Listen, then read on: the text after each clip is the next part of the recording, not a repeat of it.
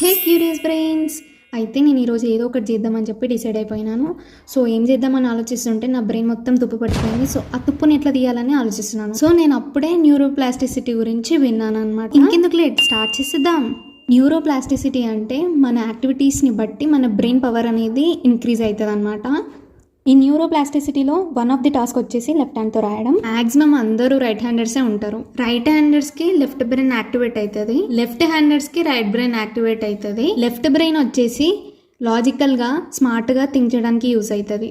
Right brain function వచ్చేసి creativity and ఇమాజినేషన్ని enhance చేస్తుంది. As a right హ్యాండర్గా నాకు క్రియేటివిటీ అండ్ ఇమాజినేషన్ తక్కువైందని చెప్పి అనుకొని నేను ఈ ఛాలెంజ్ని యాక్సెప్ట్ చేశాను అనమాట. సో ఈ ఛాలెంజ్లో ఏం లేదు, డైలీ ఓ 1 పేజ్ లెఫ్ట్ హ్యాండ్తో రాద్దామని చెప్పి డిసైడ్ అయిపోయినా. సో చూద్దాం ఏం ఇంప్రూవ్ అవుతుందో ఏం ఇంప్రూవ్ కాదో.